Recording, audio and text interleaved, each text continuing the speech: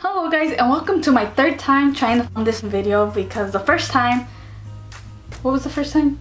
Oh, the first time I forgot to turn off the fan so you could hear this loud sound. The second time I wasn't even in focus, and the third time is, well, it's this time. So let's hope this time this video actually comes out good. So today's video, obviously it's gonna be how I take my Instagram pictures and how I edit them, because I'm an Instagram baddie and you guys obviously want to know how I edit my pictures.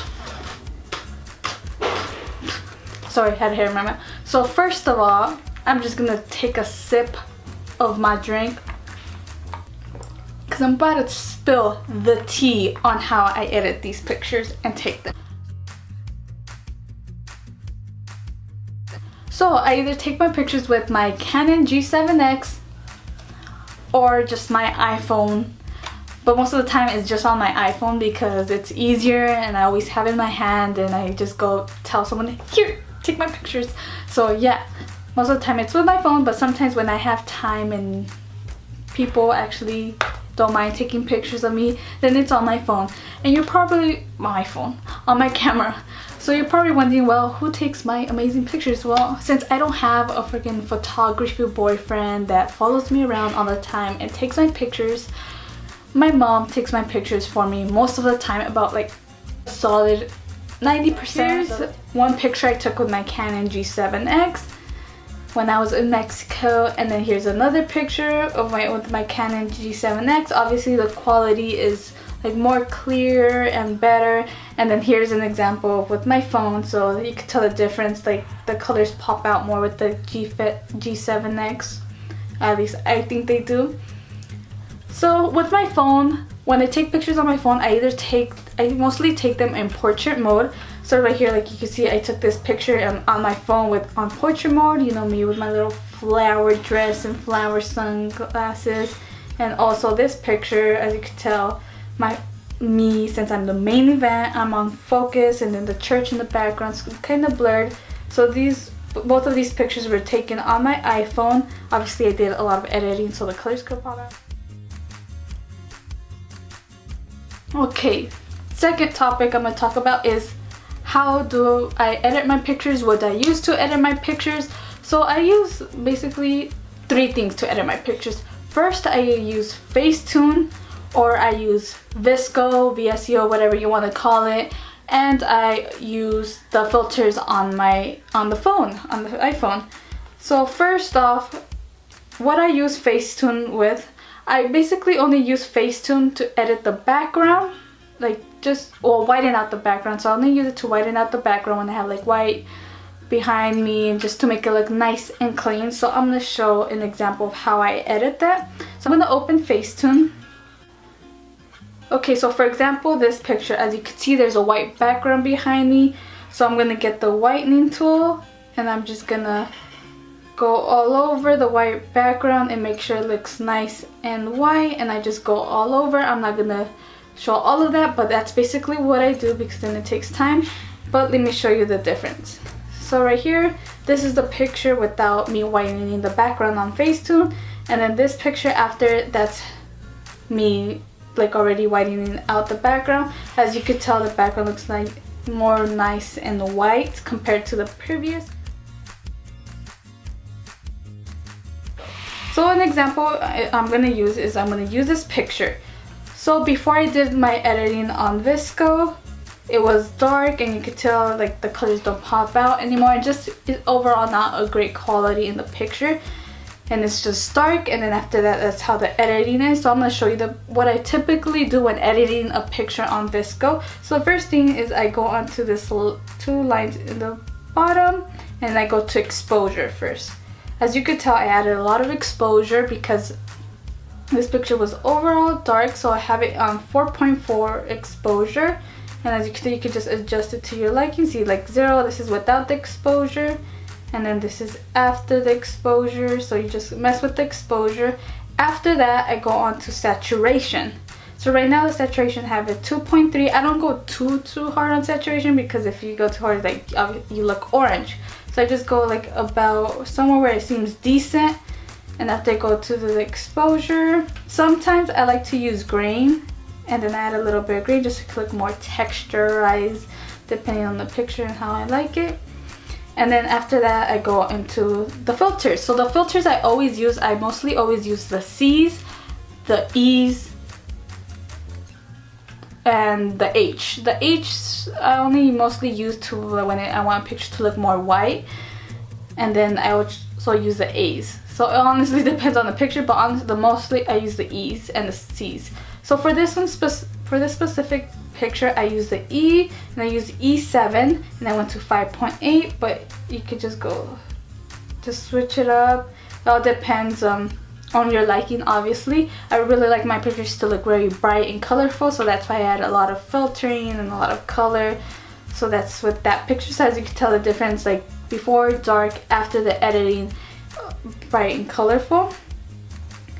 Another example I'm going to show you with my editing. Let's see. For example, this picture, the one I took on my iPhone. This is before the picture was taken. Obviously you can see it's dark and not as satisfying, at least for my liking. And then after the editing, that's how it looks. So that's the big difference between the editing. Again, I go to exposure, and then a little bit of saturation, 1.7. And then for this one, the filter I use is C3. So as you can tell, added a bit more of color, so I use C3 for this one. And that's basically my process when editing a picture on VSCO. Okay, the next thing I'm going to show you is how I use filters on my iPhone. This picture, let me just tell you, it was a process to edit it and make it look nice and cool, like nice and colorful. So this is the original picture.